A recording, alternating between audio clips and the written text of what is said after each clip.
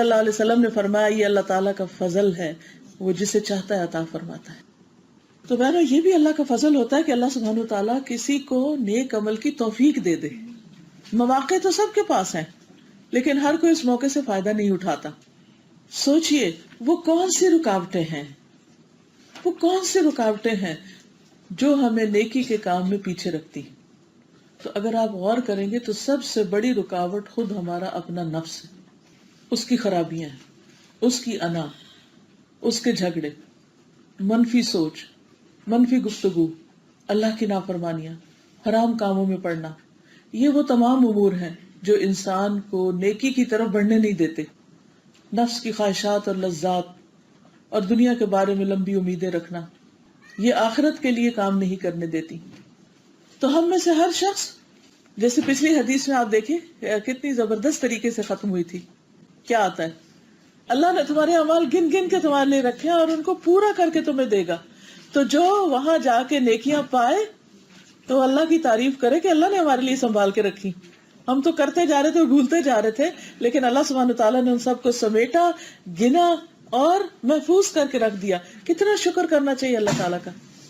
اور پھر کیا فرمایا کہ اگر کوئی اس کے علاوہ کچھ اور پائے، یعنی نیکی نہیں اس کو ملی وہاں، تو کیا کرے؟ فلا یلومن الا نفسہ، اپنے آپ کو ملامت کرے۔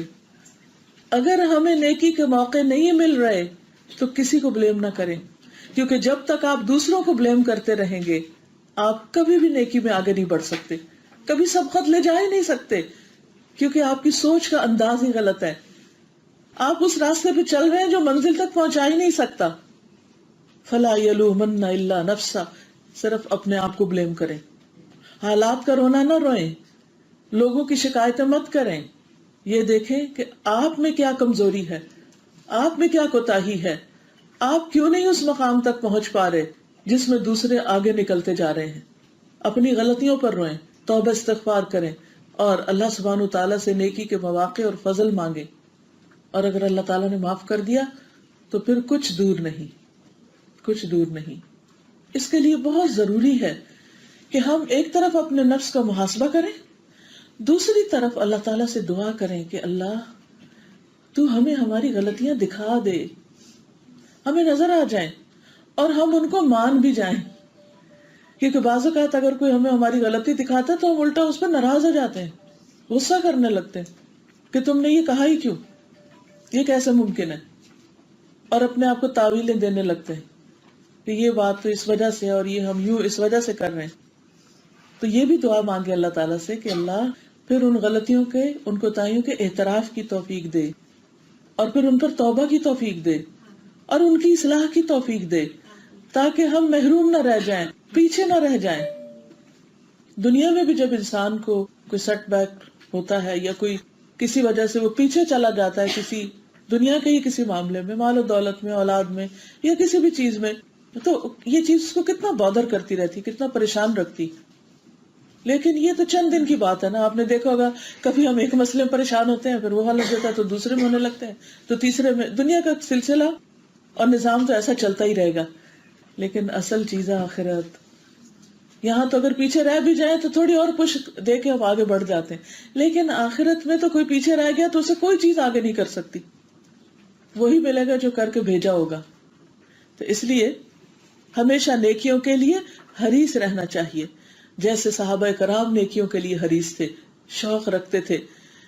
اور یہاں پر جو وہ نبی صلی اللہ علیہ وسلم کے پاس مل کر آئے اپنے مسئلے کے حل کے لیے، تو ان کا مقصد حسد کرنا نہیں تھا اہل مال سے۔ اس سے صحابہ کرام کی خوبی پتہ چلتی تھی کہ مال ان کے نزدیک کوئی بڑی اہمیت نہیں رکھتا تھا۔ انہوں نے یہ نہیں کہا کہ یا رسول اللہ صلی اللہ علیہ وسلم کچھ لوگ تو اتنے مالدار ہیں اور وہ تو ایسا ایسا کر رہے ہیں، ہمیں کوئی نسخہ بتائیے کہ ہم بھی مالدار ہو جائیں، اوور نائٹ ہم بھی کوئی کروڑ پتی ہو جائیں۔ ایسا کچھ نہیں انہوں نے پوچھا، انہوں نے پتا تھا یہاں اگر بلینئر بھی ہو گئے تو سب کچھ ادھر ہی چھوڑ کے جانا ہے نا، سو واٹ اگر اسے خیر کے کام میں نہیں لگایا۔ نہ انہیں اللہ کی تقدیر پر کوئی اعتراض تھا کہ ان کو کیوں مل گیا، ہمیں وجہ بتائی جائے، ایسا بھی نہیں۔ ان کا فوکس کیا تھا، فوکل پوائنٹ آپ دیکھیں، ان کی عقل مندی کیا تھی، سمجھداری کیا تھی کہ پھر ہم کس طرح نیکی کمائیں، ہمیں کوئی طریقہ بتا دیا جائے کہ ہم بھی اس درجے کو پہنچے۔ ان کا مطلوب اور ان کا مقصود کیا تھا؟ جنت کے اعلیٰ درجات، کہ وہاں تک پہنچنے کا طریقہ بتا دے، whether it is through مال اور something else، کہ اصل میں تو جانا وہاں چاہتے ہیں، اس کا شوق ہے۔ عزیز بہنوں، سوچئے ہمیں کس چیز کا شوق ہے، ہماری تڑپ کیا ہے، ہم کہاں پہنچے، ترقی کے کس مقام کو، کس درجے کو، کس ہائٹ کو، کس بلندی کو، اور کس چیز میں، چند دن کی ہے یا ہمیشہ رہنے والی۔ تو مالداروں سے آگے نکلنے کا شوق سب کو ہونا چاہیے، لیکن صرف مال میں نہیں، اور چیزوں میں۔ یعنی عام طور پر کوئی اگر مالدار سے آگے نکلنا چاہتا تو مال میں ہی نکلنا چاہتا ہے، لیکن یہاں ان کا شوق کیا تھا کہ ہمیں کوئی نیکی بتائی جائے کہ جس کی وجہ سے ہم ان سے بھی آگے نکل جائیں۔ نیکیوں میں آگے نکلنے کا حکم ہمیں دیا گیا ہے قرآن مجید میں۔ آپ دیکھیے سورۃ البقرہ آیت نمبر 148 میں اللہ سبحانہ وتعالیٰ فرماتے ہیں فَاسْتَبِقُوا الْخَيْرَاتِ، فَاسْتَبِقُوا الْخَيْرَاتِ، نیکیوں میں ایک دوسرے سے آگے بڑھو، یہ اللہ کا حکم ہے۔ اَيْنَمَا تَكُونُوا يَأْتِ بِكُمُ اللَّهُ جَمِيعًا، جہاں بھی تم ہوگے اللہ تم سب کو لے آئے گا۔ ان اللہ علی کل شیء قدیر، بے شک اللہ تعالیٰ ہر چیز پر پوری طرح قادر ہے۔ لشیء قدیر، ہر شخص کا کوئی نہ کوئی سینٹر آف لائف ہوتا ہے جس کے لیے وہ دوڑتا ہے، اور جو اس کی زندگی کا مرکزی نقطہ اس کو مسلسل حرکت کرنے پہ مجبور کرتا ہے۔ جیسے ستارے سیارے ایک سینٹر کے گرد گھومتے ہیں، ایون ایک چھوٹا سا سیل جو ہے اس کے اندر بھی ایک نیوکلیس ہوتا ہے، مرکزی نقطہ ہوتا ہے۔ تو ہر شخص کی زندگی میں بھی ایک مرکزی نقطہ ہوتا ہے جس کے گرد اس کی ساری ایفرٹس گھومتی ہیں۔ تو ہم سب کو بھی سوچنا چاہیے کہ وہ کیا ہے جس کے لیے ہم دوڑ رہے ہیں۔ کیا واقعی وہ فاستبقوا الخیرات ہے؟ کیونکہ ہم کہیں بھی دوڑ رہے ہوں گے، اینما تکونوا یأتی بکم اللہ جمیعا، اللہ تم سب کو سمیٹ لے گا، اکٹھا کر لے گا، واپسی اس کی طرف ہے۔ تو اس لیے سوچو۔ سورۃ الحدید کی آیت نمبر 21 میں اللہ تعالیٰ فرماتے ہیں سابقوا الی مغفرۃ من ربکم وجنۃ عرضها كعرض السماء والارض اعدت للذین آمنوا باللہ ورسلہ ذلك فضل اللہ یؤتیہ من یشاء واللہ ذو الفضل العظیم۔ اپنے رب کی بخشش اور اس کی جنت کی طرف ایک دوسرے سے آگے بڑھو۔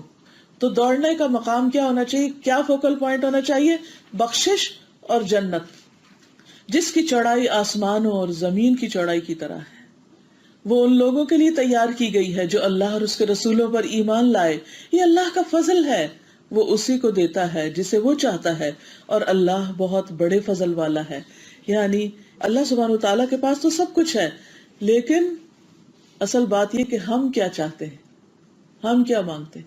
اگر ہماری طلب ہوگی نیکیوں میں بڑھنے، جسمانی طاقت ہو یا جوانی ہو یا زندگی ہو، یہ وقت ہو، انرجی ہو، ذہنی طاقت ہو، ذہانت ہو، کوئی بھی جو بلیسنگ ہے ہم پر اللہ سبحانہ وتعالیٰ کی، وہ صرف ایک سرٹن پیریڈ آف ٹائم کے لیے، اور اس کے بعد وہ آہستہ آہستہ آہستہ یا ایک دم واپس لے لی جاتی۔ اس لیے پھر اپنا جائزہ لیجئے، اس وقت آپ کے پاس کیا ہے جس کو آپ میکسیمم اللہ سبحانہ وتعالیٰ کے راستے میں لگا سکتے ہیں، بخشش اور جنت کے حصول میں لگا سکتے ہیں۔ کون سی وہ نعمت ہے جو ابھی تک آپ کے پاس باقی، وہ کون سے وسائل ہیں، وہ کون سے ذرائع ہیں، اور اگر آپ اس کے لیے کوشش کریں گے تو اللہ سبحانہ وتعالیٰ بھی اپنا فضل آپ پر کرے گا اور وہ آپ کو مواقع دے گا۔ لیکن اگر انسان خود نہ چاہے تو اللہ تعالیٰ زبردستی کسی کو بھی نہیں دیتا۔ لیکن جیسا آپ جانتے ہیں کہ دوڑ لگانے کے لیے، اوپر چڑھنے کے لیے ہمیشہ ایفرٹ لگانی پڑتی ہے، چاہے گاڑی دوڑانی، چاہے آپ نے پہاڑ ماؤنٹین کلائمبنگ کرنی، چاہے آپ نے فزیکلی دوڑنا ہو یا ذہنی دوڑ ہو یا پیسے کے ساتھ نیکی کے کاموں میں دوڑنا ہو، کچھ بھی کرنا ہو یا علم کے راستے میں دوڑنا ہو، ہر چیز کے لیے آپ کو محنت کرنی پڑے گی۔ اس دنیا میں کچھ بھی فری نہیں ملتا، ہر چیز کے لیے کوشش کرنی پڑتی ہے، محنت کرنی پڑتی ہے۔ تو ہمیں سوچنا یہ چاہیے کہ ہم دوڑنے کے لیے کتنا تیار ہیں، اس مشقت کے لیے کتنا تیار ہیں، کتنی محنت کرتے ہیں، کیا قربان کرنا چاہتے ہیں۔ کیونکہ یہ بھی یاد رکھیے، اب دوڑ کو امیجن کیجئے کہ دوڑ کے وقت فالتو مال سب نیچے اتار کے رکھنا پڑتا ہے، فالتو چیزیں۔ مثلا اگر آپ دوڑنا چاہتے ہیں تو آپ نے اگر کچھ بوجھ اٹھائے ہوئے ہیں یا آپ کا وزن زیادہ ہے تو پہلے اسے اتارنا پڑے گا، ورنہ وہ دوڑنا آپ کے لیے ڈینجرس ہو جائے گا، آپ رستے میں گر پڑیں گے۔ جب بھی کبھی تیز بھاگنا ہو تو آپ کیا کرتے ہیں؟ حتیٰ کہ ایکسٹرا کپڑے بھی اتار کے رکھ دیتے ہیں، بس بیئر منیمم پہنتے ہیں تاکہ وہ بھی بوجھ نہ ہو اور آپ ہلکے پھلکے ہوں اور پھر آپ دوڑ سکیں. تو اس کا مطلب یہ ہے کہ جب آپ ایک خاص ڈائریکشن میں دوڑیں گے تو آپ کو ایک تو پوری توجہ اس کی طرف کرنی ہوگی اور دوسری طرفوں سے نظر ہٹانی ہوگی. پھر یہ کہ جو فالتو فضول بیکار قسم کے کام آپ کر رہے ہیں ان کو چھوڑنا ہوگا. انسان ایک وقت میں کئی کشتیوں میں اکٹھا نہیں بیٹھ سکتا. اگر آپ کبھی ایک میں بیٹھ رہے ہیں، کبھی دوسرے میں، کبھی تیسرے میں، مثلاً روڈ پر 3 گاڑیاں جا رہی ہیں اور آپ کہتے ہیں میں تینوں کا مزہ لوں، کبھی ایک میں بیٹھتے ہیں، کبھی دوسرے میں، کبھی تیسرے، تو کیا ہوگا؟ تھوڑی دیر کے بعد گاڑیاں رکیں گی، پھر آپ گاڑی چینج کریں گے، پھر آپ بیٹھیں گے، پھر اتریں گے، سارا وقت تو اسی میں چلا جائے گا. تو آپ کو چڑھنے سے پہلے ہی دیکھ لینا چاہیے کہ کس گاڑی میں بیٹھنا ہے آپ نے، اور پھر اس میں بس بیٹھ گئے تو اس کو پھر چلاتے چلے جائیں. ریسنگ کارز کو آپ نے دیکھا ہوگا کیسی کیسی ایفرٹ لگاتے ہیں اس ریس کے لیے، کتنی پریکٹس کرتے ہیں، کتنی محنت ہوتی اور کتنی سمجھداری کی ضرورت ہوتی تاکہ ریس جیتی جا سکے. گھوڑوں کی ریس دیکھ لے، کوئی بھی ریس دیکھیں.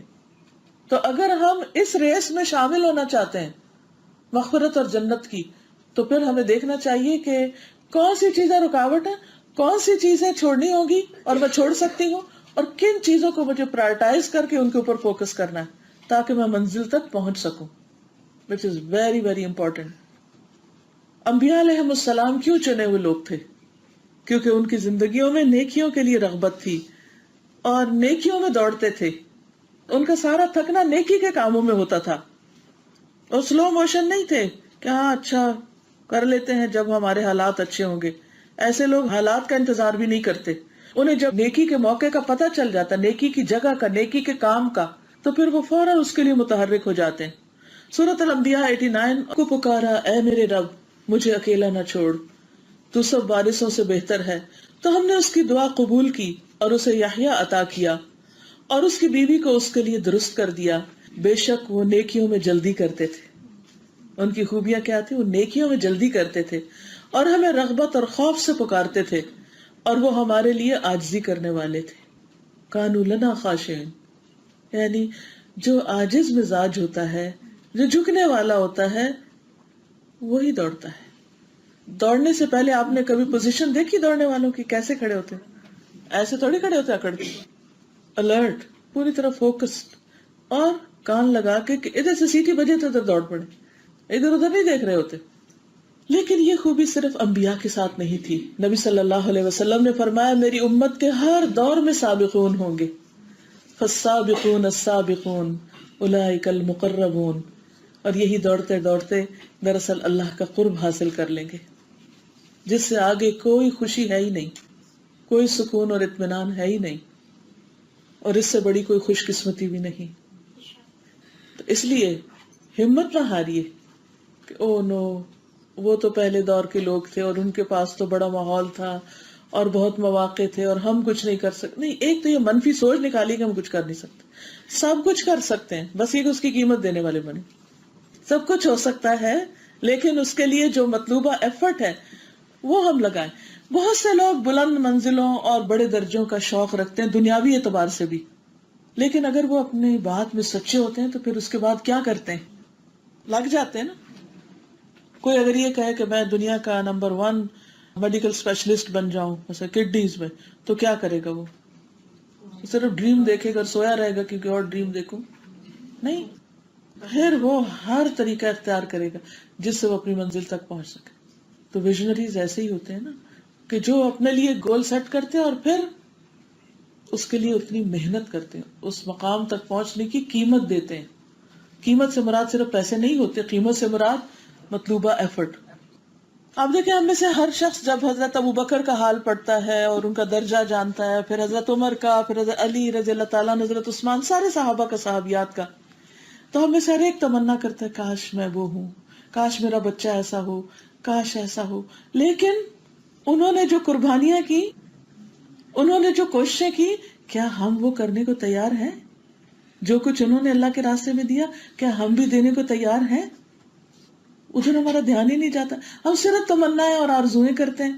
تو کوئی کام صرف تمنائیں کرنے سے تو نہیں آتا. تو اکثر لوگوں کی تمنائیں بہت بڑی بڑی ہوتی ہیں لیکن اس کے لیے محنت نہیں کرتے، ادھر ادھر کی چیزوں میں بھٹکے رہتے ہیں اور اصل کو بھول جاتے ہیں. تو صرف تمنائیں اور آرزویں کرنے سے کچھ بھی نہیں ملتا، ورنہ تو ساری دنیا وہ حاصل کر لیتی جس کی وہ تمنا کرتی ہے۔ تو محنت اور صحیح ڈائریکشن پہ محنت، جہاں جانا ہے اسی ڈائریکشن میں گاڑی چلانی پڑے گی، اور گاڑی چلانے کے لیے اتنا پیٹرول بھی ڈالنا پڑے گا، اور صحیح گاڑی کا بھی تعین کرنا پڑے گا